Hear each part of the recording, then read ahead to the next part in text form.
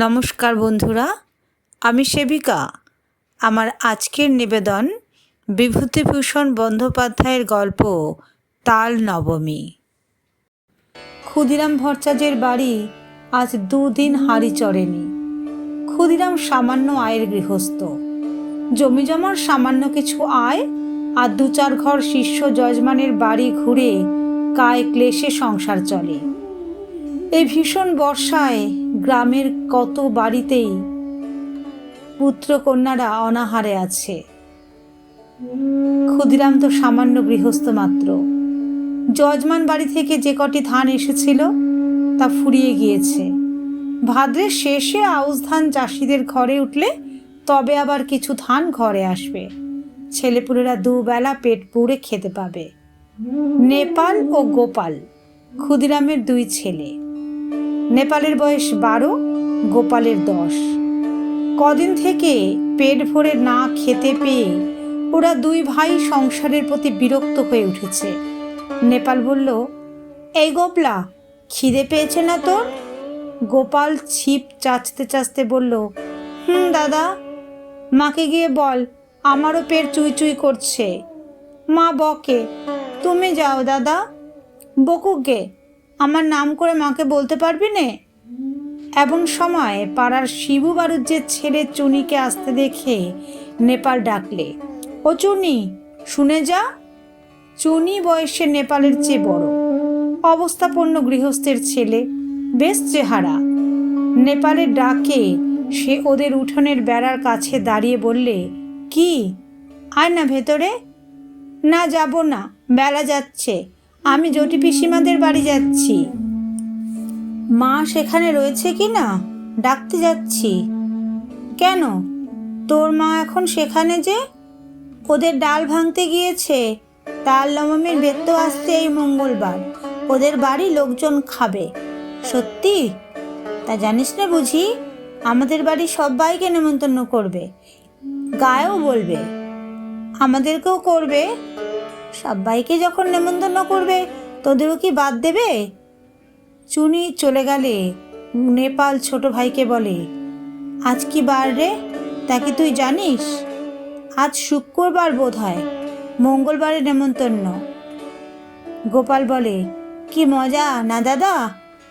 চুপ করে থাক, তোর বুদ্ধি শুদ্ধি নেই। তাল নবমীর বেত্তয় তালের বড়া করে, তুই জানিস? গোপাল সেটা জানতো না, কিন্তু দাদার মুখে শুনে খুব খুশি হয়ে উঠল। সত্যিই যদি তা হয় তবে সে সুখাদ্য খাবার সম্ভাবনা বহু দূরবর্তী নয়, ঘনিয়ে এসেছে কাছে। আজ কি বার সে জানে না। সামনের মঙ্গলবারে নিশ্চয়ই তার আর খুব বেশি দেরি নেই। দাদার সঙ্গে বাড়ি যাবার পথে পরে জটি পিসিমার বাড়ি। নেপাল বললে, তুই দাঁড়া, ওদের বাড়ি ঢুকে দেখে আসি। ওদের বাড়ি তালের দরকার হবে, যদি তাল কেনে। এই গ্রামের মধ্যে তালের গাছ নেই। মাঠে প্রকাণ্ড তাল দিঘি। নেপাল সেখান থেকে তাল কুড়িয়ে এনে গায়ে বিক্রি করে। জটি পিসিমা সামনেই দাঁড়িয়ে। তিনি গ্রামের নটবর মুখুজ্জের স্ত্রী, ভালো নাম হরিমতি। গ্রামশুদ্ধ ছেলে মেয়ে তাকে ডাকে জটি পিসিমা। পিসিমা বললেন, কি রে, তাল নেবে পিসিমা? হ্যাঁ, নেব বই কি, আমাদের তো দরকার হবে মঙ্গলবার। ঠিক এই সময়ে দাদার পিছু পিছু গোপালে এসে দাঁড়িয়েছে। জটি পিসিমা বললেন, পেছনে কে রে? গোপাল, তা সন্ধ্যাবেলা 2 ভাই গিয়েছিলি কোথায়? নেপাল সলজ্জ মুখে বলে, মাছ ধরতে। পেলি? ওই 2টো পুঁটি আর একটা বেলে। তাহলে যাই পিসিমা। আচ্ছা, এসো গে বাবা, সন্ধে হয়ে গেল। অন্ধকারে চলাফেরা করা ভালো নয় বর্ষাকালে। জটি পিসিমা তাল সম্বন্ধে আর কোনো আগ্রহ দেখালেন না, বা তাল নবমীর ব্রত উপলক্ষে তাদের নেমন্তন্ন করার কথাও উল্লেখ করলেন না। যদিও দুজনেরই আশা ছিল হয়তোবা জটি পিসিমা তাদের দেখলেই নেমন্তন্ন করবেন। এখন দরজার কাছে গিয়ে নেপাল আবার পিছন ফিরে জিজ্ঞাসা করল, তাল নেবেন তাহলে? তাল? তা দিয়ে যেও বাবা। কটা করে পয়সায়? 2টো করে দিচ্ছি পিসিমা। তা নেবেন আপনি? 3টে করেই নেবেন। বেশ, কালও হেরে তাল তো, আমাদের তালের পিঠে হবে তাল নবমীর দিন, ভালো তাল চাই। কালও তাল পাবেন, দেখে নেবেন আপনি। গোপাল বাইরে এসে দাদাকে বলল, কবে তাল দিবি দাদা? কাল। তুই ওদের কাছে পয়সা নিস নে দাদা। নেপাল আশ্চর্য হয়ে বললে, কেন রে? তাহলে আমাদের নেমন্তন্ন করবে, দেখিস এখন। দূর, তা হয় না, আমি কষ্ট করে তাল কুড়োবো আর পয়সা নেব না। রাতে বৃষ্টি নামে, হু হু বাদলার হাওয়া সেই সঙ্গে। পূব দিকে জানলা কপাটে দড়ি বাঁধা, হাওয়ায় দড়ি ছিঁড়ে সারা রাত খটখট শব্দ করে ঝড় বৃষ্টির দিনে। গোপালের ঘুম হয় না, তার জন্য ভয় ভয় করে। সে শুয়ে শুয়ে ভাবছে, দাদা যদি তাল বিক্রি করে তবে ওরা আর নেমন্তন্ন করবে না। তা কখনো করে? খুব ভোরবেলা উঠে গোপাল দেখলে বাড়ির সবাই ঘুমিয়ে, কেউই তখনও ওঠেনি।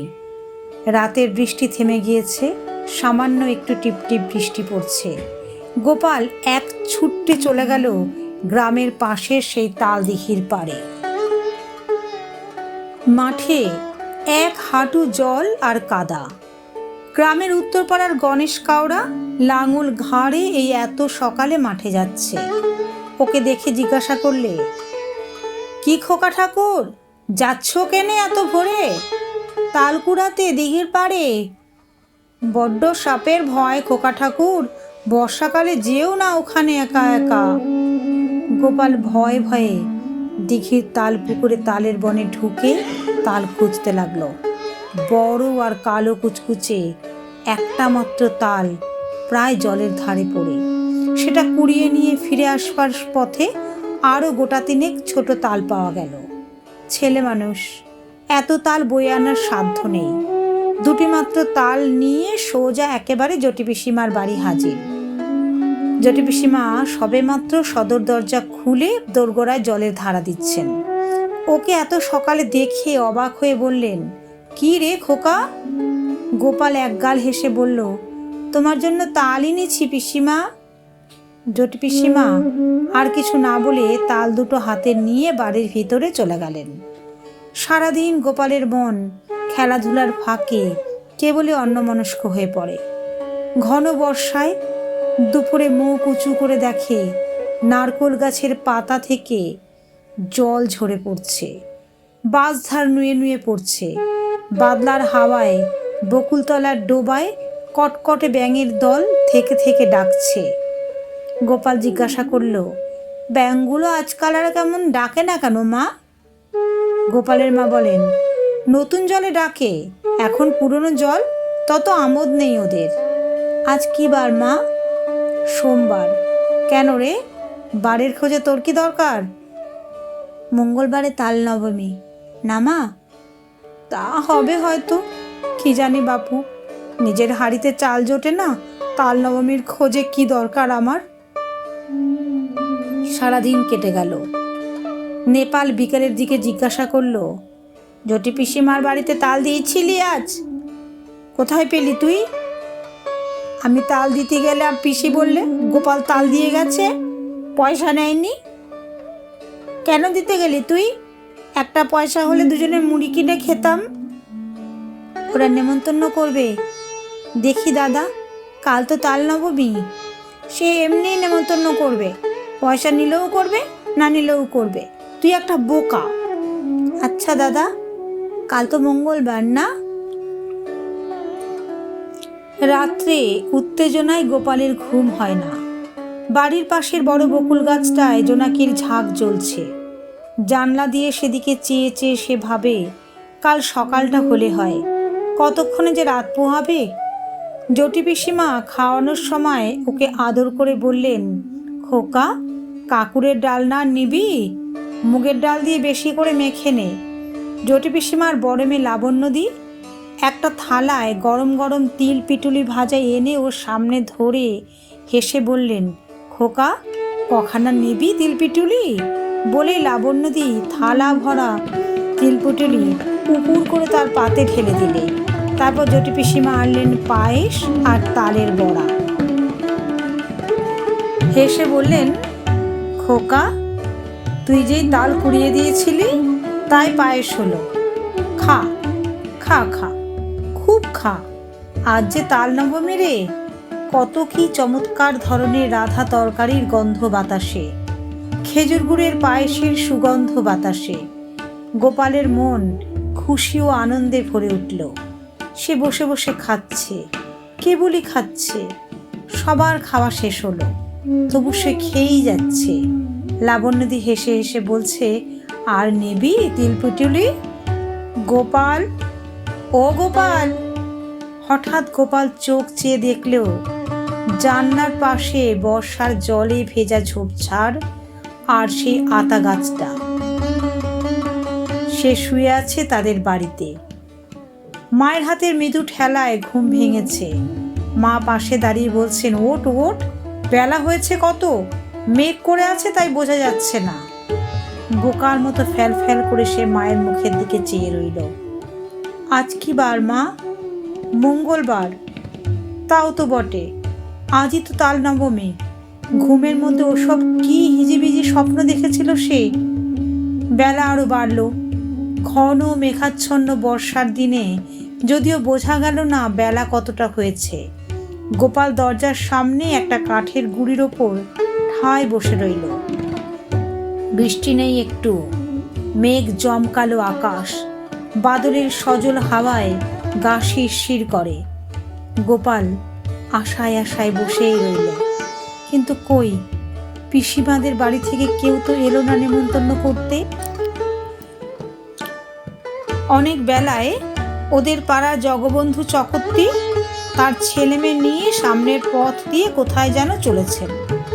তাদের পেছনে রাখাল রায় ও তার ছেলে শানু, তার পেছনে কালীবর বাড়ুজ্যের বড় ছেলে পাঁচু আর ও পাড়ার হরেন। গোপাল ভাবলে, এরা যায় কোথায়? এ দলটি চলে যাবার কিছু পরে বুড়ো নবীন ভট্টাচ ও তার ছোট ভাই দিনু সঙ্গে এক পাল ছেলেমেয়ে নিয়ে চলেছে। দিনু ভট্টাচের ছেলে কুড়োরাম ওকে দেখে বললে, এখানে বসে কেন রে, যাবি নে? গোপাল বললে, কোথায় যাচ্ছিস তোরা? জটি পিসিমাদের বাড়ি তাল নবমীর নেমন্তন্ন খেতে। করেনি তোদের?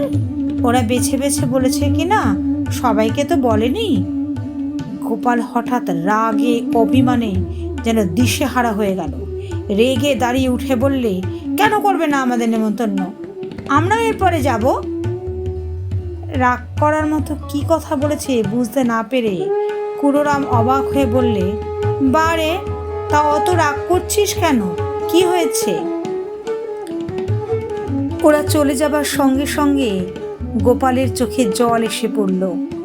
বোধ করি সংসারের অবিচার দেখেই। পথ চেয়ে বসে আছে আজ কদিন থেকে, কিন্তু তার কেবল পথ চাওয়াই সার হলো। তার সজল ঝাপসা দৃষ্টির সামনে দিয়ে পাড়ার হাড়ু, হিতেন, দেবেন, গুটকে তাদের বাপ কাকাদের সঙ্গে একে একে তার বাড়ির সামনে দিয়ে জটি পিসিমাদের বাড়ির দিকে চলে গেল। Please like, comment, share and subscribe to my channel.